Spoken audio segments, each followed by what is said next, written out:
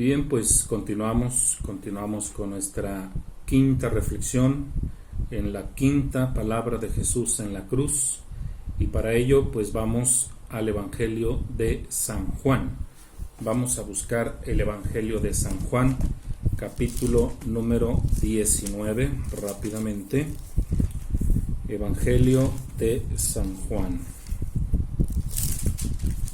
Aquí está, capítulo número 19. Y dice lo siguiente. Juan capítulo 19, versículos 28 y 29. Después Jesús, sabiendo que todo se había cumplido, para que también se cumpliera la escritura, exclamó: «Tengo sed». Había allí una jarra con vinagre. Los soldados colocaron en la punta de una caña una esponja empapada en el vinagre y se la acercaron a la boca. Palabra del Señor.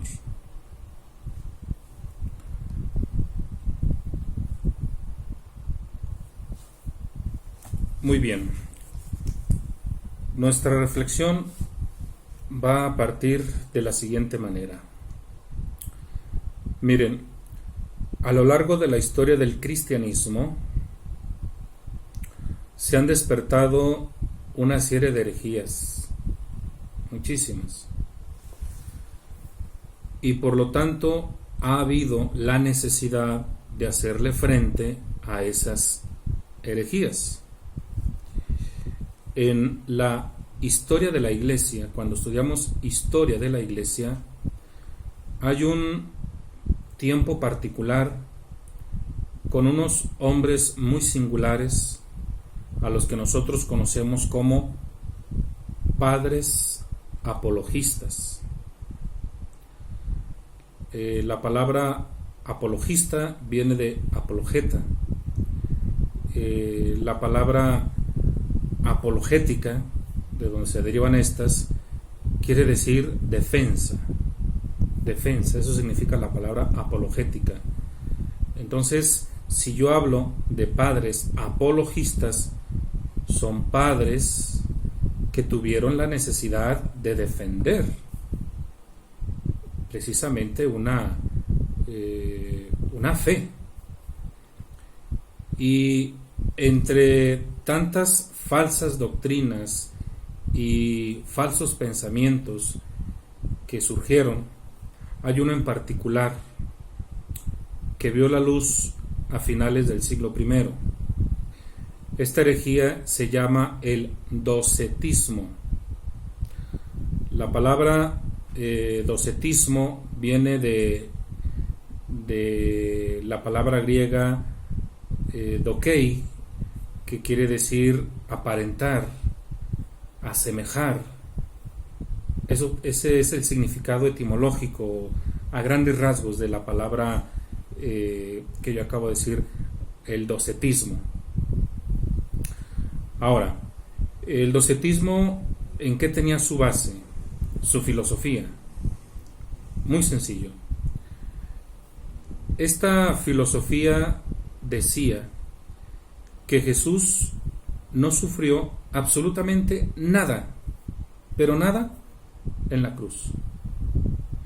Que Él incluso no sintió dolor, por una sencilla razón, según estos, que Jesús jamás se encarnó. Que Jesús jamás se hizo hombre, para que se entienda. Esto era lo que proponía esta filosofía del docetismo. En pocas palabras, se estaba negando la humanidad de Jesús. A lo que sin lugar a dudas hubo quienes de inmediato tuvieron que reaccionar. Y vamos a citar una carta, la primera carta de San Juan, que me gustaría que que fueras a tu Biblia. La primera carta de San Juan. Vamos a buscarla. Primera carta de San Juan. Aquí está.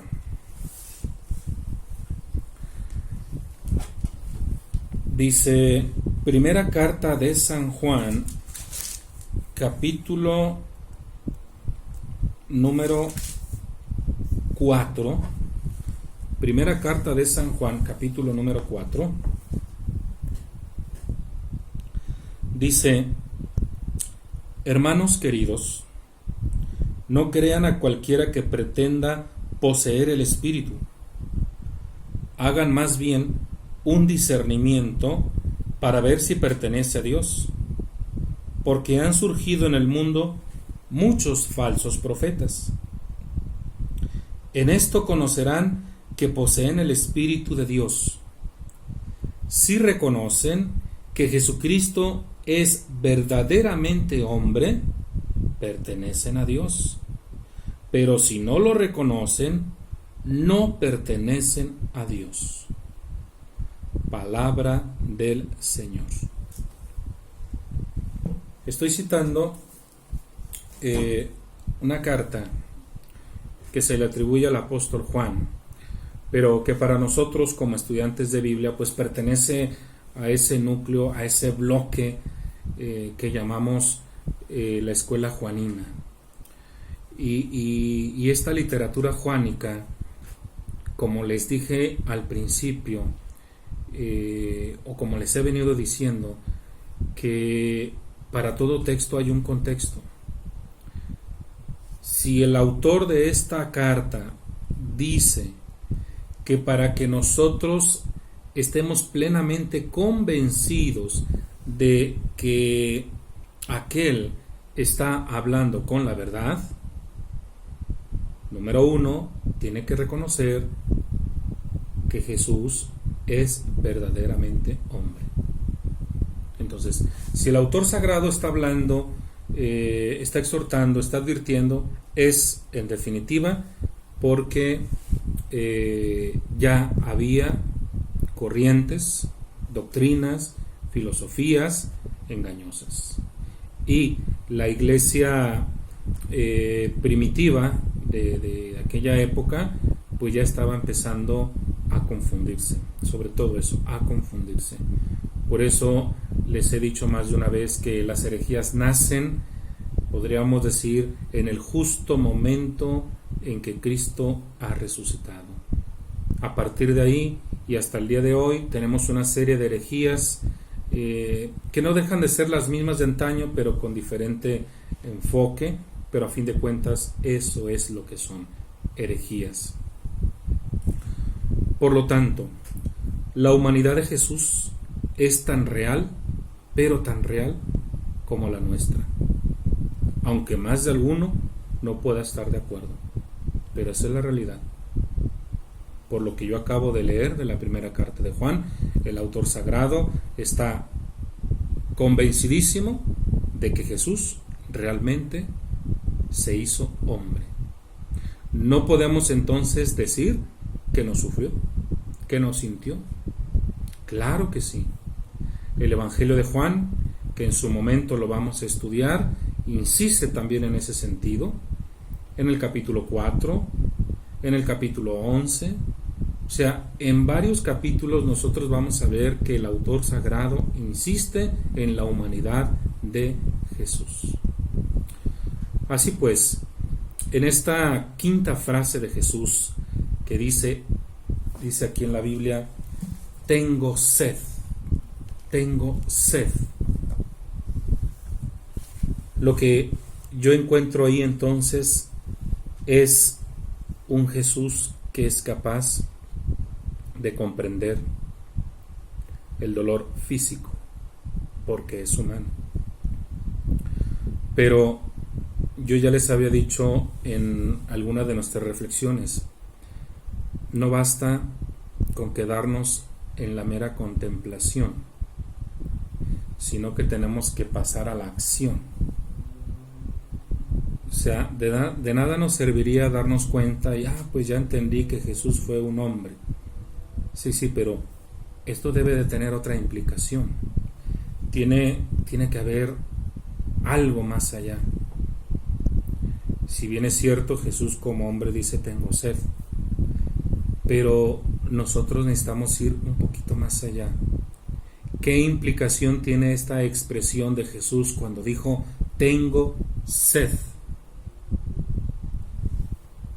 Bueno, vamos a verlo desde otra perspectiva. Vamos interpretándolo desde otro ángulo. Este sentir sed de parte de Jesús. La pregunta sería, si no es de agua, ¿de qué tipo de sed estaría hablando Jesús? La respuesta, sin lugar a dudas, sería la siguiente. Jesús tiene sed de ver el reino de Dios que Él propuso en su ministerio. Porque yo he sido muy claro y yo les he dicho, Jesús como hombre vino al mundo para proponernos un estilo de vida. ¿Y cuál es ese estilo de vida? Donde no haya un opresor ni un oprimido. Donde haya justicia. Donde haya paz. Entonces Jesús tiene sed de un mundo pacífico. Jesús tiene sed de un mundo igualitario. Jesús tiene sed entonces de un mundo donde seamos hermanados. ¿Y cómo podríamos nosotros llegar a manifestar, a vivenciar, a proyectar ese mundo del que estamos hablando?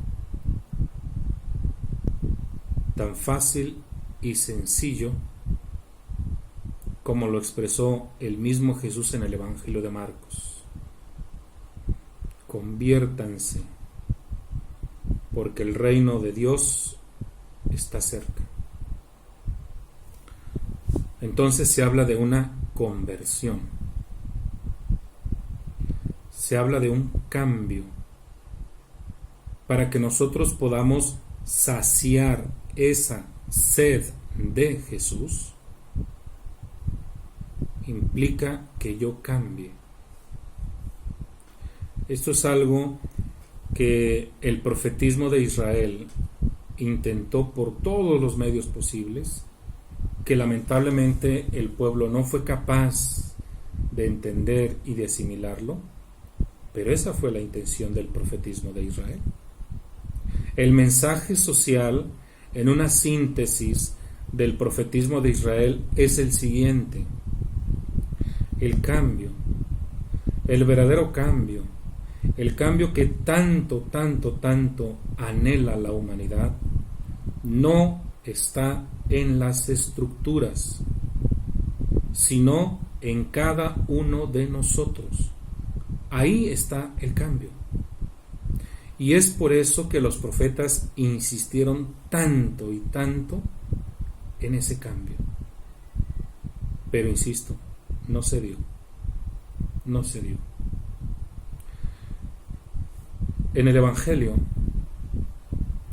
cuando Jesús junto con sus discípulos se dirige hacia la región de Filipo, dice el Evangelio, que Jesús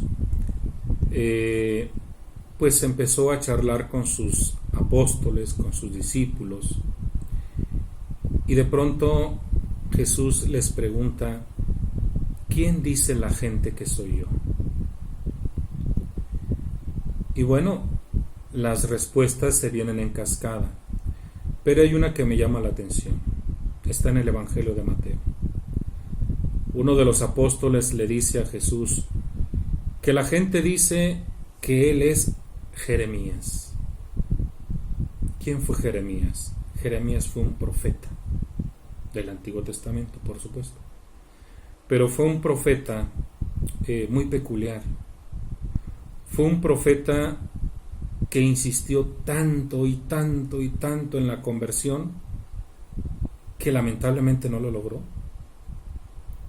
Y a Jesús en el Nuevo Testamento la gente lo asocia con Jeremías. ¿Y por qué asocian a Jesús con Jeremías? Porque Jesús insiste en el cambio. Conviértanse, conviértanse y conviértanse. Y hasta el día de hoy, Jesús insiste en nuestra conversión. No para bienestar de Él, porque Él es Dios, entiéndase, sino para bienestar nuestro, para bienestar nuestro. Él es Dios, no pierdan de vista eso. Y Dios es omnipotente. No es Dios que necesite de nosotros, somos nosotros quienes necesitamos de Él. Así que en la medida que yo cambie, es en la medida que yo estaría promoviendo, manifestando, proyectando el reino de Dios que Jesús vino a proclamar. Y es hacer de Jesús, porque este reino sea visible y sea tangible, naturalmente que sí puedo yo mitigar la sed de Jesús. Sí puedo. ¿Cómo? Muy sencillo. Otro profeta, Isaías, capítulo número 6. Ahí encontramos la vocación de Isaías. Isaías tiene la oportunidad en esa visión de ver la grandeza de Dios. Y entonces la voz dice: ¿quién irá en favor de nosotros? Repito, dice la voz ahí en esa visión que tiene Isaías: ¿quién irá en favor de nosotros? ¿Cuál fue la respuesta de Isaías? La respuesta de Isaías es muy tajante: aquí estoy, mándame a mí. Isaías, de manera voluntaria, asume su responsabilidad y dice: aquí estoy, yo iré a representarte, yo iré a hablar de ti. Pero no basta con hablar, yo iré a actuar como tú eres, yo iré a testimoniar lo que tú eres. Y la única manera es a través del testimonio. Para terminar, lo hago con una frase de San Francisco de Asís. San Francisco de Asís le decía a sus frailes: vayan a evangelizar. Y si es necesario, hablen. Hasta aquí mi quinta reflexión. Espero que sea de su agrado y haya quedado entendida. Si nosotros ahora en este tiempo que se nos dio la oportunidad de ver alguna película sobre la pasión de Jesús y de pronto nos evocó un sentimiento, una lágrima, por ejemplo, el ver a Jesús crucificado, y sentimos compasión en ese momento, pues que esa compasión que sentimos por Jesús a través de esa película sea la misma compasión que tengamos para con los demás. Porque hay muchísima gente sedienta al igual que Jesús. y que nosotros podemos mitigar su sed. Pues enhorabuena, se despide su servidor y amigo Martín Ramírez y continuamos con la siguiente reflexión. Hasta la próxima.